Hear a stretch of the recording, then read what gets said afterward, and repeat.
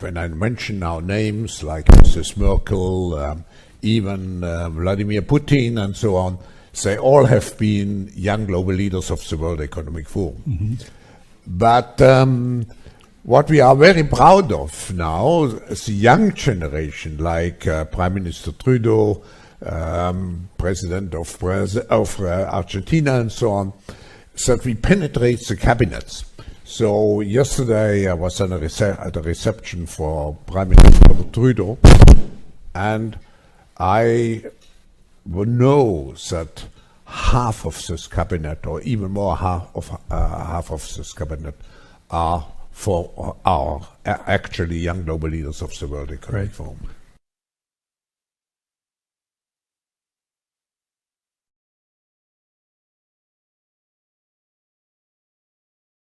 You may keep your secrets from your friends, from your parents, your children, your doctor, even your personal trainer.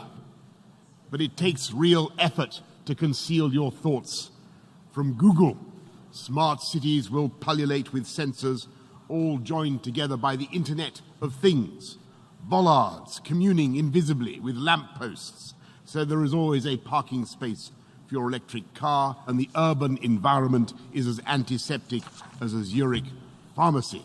A future Alexa will pretend to take orders, but this Alexa will be watching you, clucking her tongue and stamping her foot. Your mattress will monitor your nightmares, your fridge will beep for more cheese, your front door will sweep wide the moment you approach like some silent butler. Are we doomed to a cold and heartless future in which computer says yes or computer says no, with the grim finality of an emperor in the arena? AI. What will it mean? Helpful robots washing and caring for an aging population, or pink-eyed terminators sent back from the future to cull the human race? What will synthetic biology stand for? Restoring our livers and our eyes with miracle regeneration of the tissues like some fantastic hangover cure? Or will it bring terrifying limbless chickens to our tables? Will nanotechnology help us to beat disease, or will it leave tiny robots to replicate in the crevices of our souls? It is a trope as old as literature that any scientific advance is punished by the gods.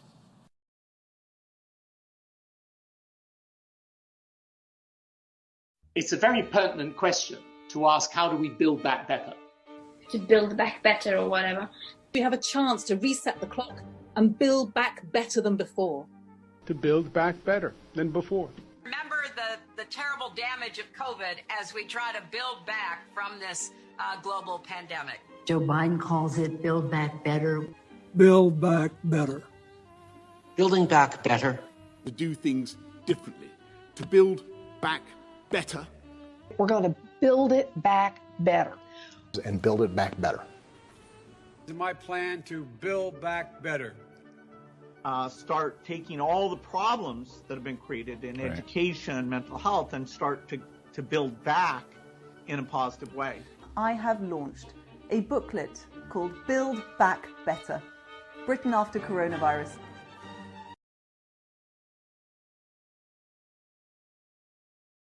Well, as you know, I've just taken over the Department of Energy Security and Net Zero. One of the most important things is to do the transition. And what better way to get a helping hand on this than with this gentleman right here. Hey, Bill, how you doing? Hey, great to be meeting with you. And you too as well. We are going to be discussing this energy breakthrough, the way to transition the entire world to net zero, but make sure that we've got good, reliable, cheap energy. So looking forward to working together on all this. Fantastic.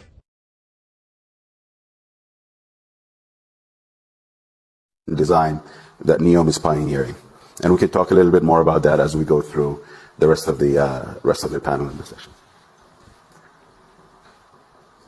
So when I'm looking at this, it's a grid infrastructure. Yeah. So basically, the way it works is it's 170 kilometers long, 200 meters wide, 500 meters high. Wow. The height is from the sea level. So as you go inwards, and the topography actually goes up, then the height of the actual building structure reduces until you get to the mountains, where it actually, you no longer have a mirror line. The idea is about what we call zero gravity urbanism, which is not necessarily having to be linked and anchored to a ground. How can we think of cities that go vertical and not only horizontal? This has many benefits. It's 5 minutes walk from all of your needs. Each module is 800 meters wide, and each module will take 80,000 people on average. Obviously, some are going to be more densely populated than others. And when you do it this way, you're only 5 minutes walk away from your school, your hospital, supermarket. The other thing is that the catchment area becomes a lot bigger. The catchment area for businesses becomes an 80,000 catchment area within a 5-minute walk, which, as you can understand, instead of opening many pharmacies or many stores, that one store will service a much bigger catchment area than it typically does in other cities that have, 15, 20,000 people.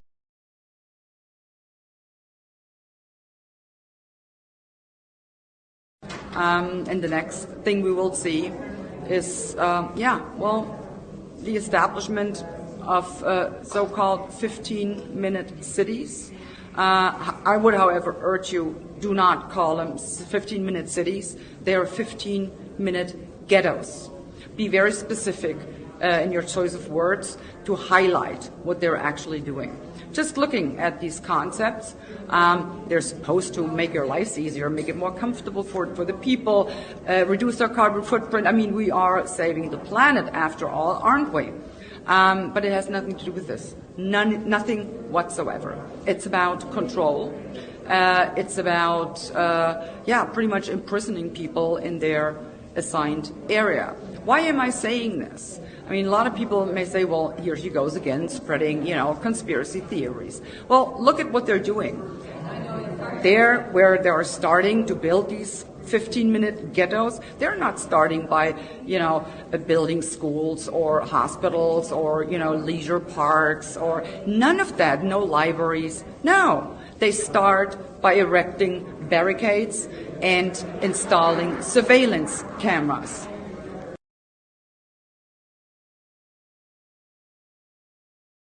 I wanted to ask when you all think we're going to move from this form factor to something that's on your face, glasses, and when computing's all on the edge. All right, 50 seconds. Who wants to answer quickly? I think it will go. It will. First of all, it will definitely happen. I was talking about 6G earlier, which is around 2030. I would say that by then, definitely the smartphone as we know it today will not anymore be the usual kind of the most common interface. Wow. Many of these things will be built directly into our bodies.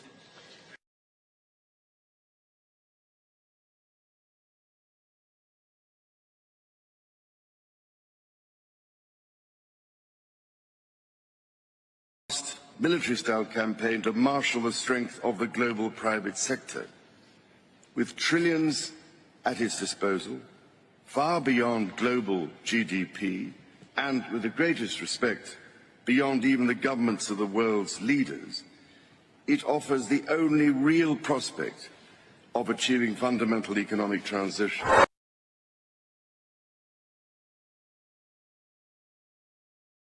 But can you imagine that in 10 years when we are sitting here, we have an implant in our brains, and I can immediately feel, because you all will have implants, and we measure your brain waves, and I can immediately tell you how the people react, or I can feel how the people react to your answers. Is it imaginable? I think that is imaginable. I think I think, you can imagine that. You can imagine, well, you're going to be sort of transplanted into, the internet, so to speak, to live forever in a digital realm. You can imagine that, you just in your biological incarnation are going to live to be some, very long age.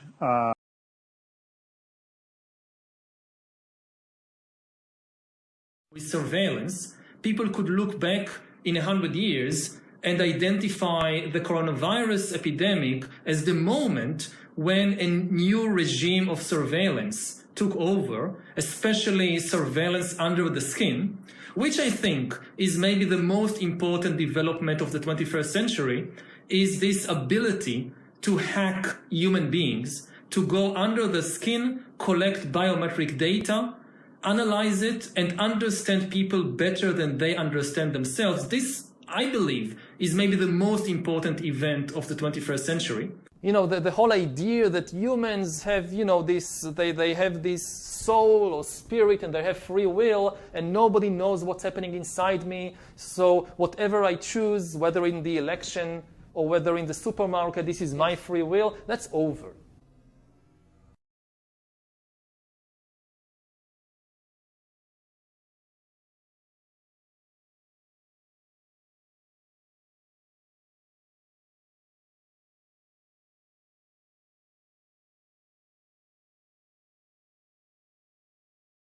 Month or so. How about this one? People counting. You want to take a deep dive into your dystopian future under the digital surveillance state. It's right here. This little board here tells you how many times people have come through the park. Essentially, it tells you how many unconnected Wi-Fi devices there are in. So that would be everyone's phone. This is telling you how many people are in the park at the moment. So once again, imagine a lockdown scenario, another emergency, another COVID outbreak or monkeypox or, you know, whatever you like, you name it, we'll make it up. 6 devices in this park at the moment, that's down 50% for normal. Your local government, your state government, your federal government might want it to be none. And this will tell you, these sensors up in this light, the Wi-Fi connections, they're all interlocked. There will be facial recognition cameras in there. So, you know, don't think you're just going to leave your phone at home. The cameras will pick you up in future. All seems very innocuous, but the reality here is what we are seeing is the very real and very, very, in my view, concerning future for how we go. These areas are all going to be geo-fenced, and there's going to be more data about you out there and what you do per day. And I hear people saying, I've got no problem with any of this, I don't do anything wrong. Well, that all depends on whether or not your government has the same viewpoint as you. And we've seen this played out in the last 18 months through the COVID period. I've got to tell you, I don't like this at all. Looks pretty innocuous, but to me, there's a bigger, badder future that comes with it. Make sure you're thinking about this, make sure you're talking to your friends about it, and make sure you're telling your politicians that you don't want a social credit style system like currently rolling out over in China with the CCP. We don't want to go anywhere near this. I have a bad feeling this is where we're headed. This is what we got in Swindon Town Centre, guys. They've only just dug this road up, and now they're digging it up again. So we're at our third location now, in the middle of the town centre. We're behind this building here, called the John Murray Building. Very famous building, tallest building in Swindon. There's hundreds of families living in there, and right on the top, it's too tall to show you, there's many arrays up there. There's even some there that you can just spot them. Yeah. On the side of the building, yeah.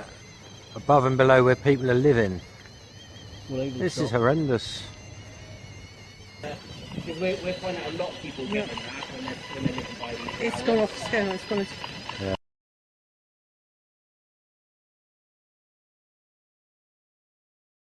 Mr. Secretary-General, UN staff have repeatedly been told that they are the most important resource of this organisation. Since December 2015, the staff here at the Vienna International Centre have been exposed to off-the-scale electromagnetic radiation from Wi-Fi and mobile phone boosters installed on very low ceilings throughout the buildings. Current public exposure levels are at least 1 quintillion, that's 18 zeros, 1 quintillion times above natural background radiation, according to Professor Olle Johansson of the Karolinska Institute in Sweden. The highly dangerous biological effects of EMFs have been documented by thousands of studies since 1932, indicating that we may be facing a global health catastrophe orders of magnitude worse than those caused by tobacco and cigarettes. Mr. Secretary General, on the basis of the precautionary principle, I urge you to have these EMF-emitting devices removed immediately from these buildings and to call a halt to any rollout of 5G at UN duty stations, because 5G is designed to deliver concentrated and focused electromagnetic radiation in excess of 100 times current levels in the same way as do directed energy weapons.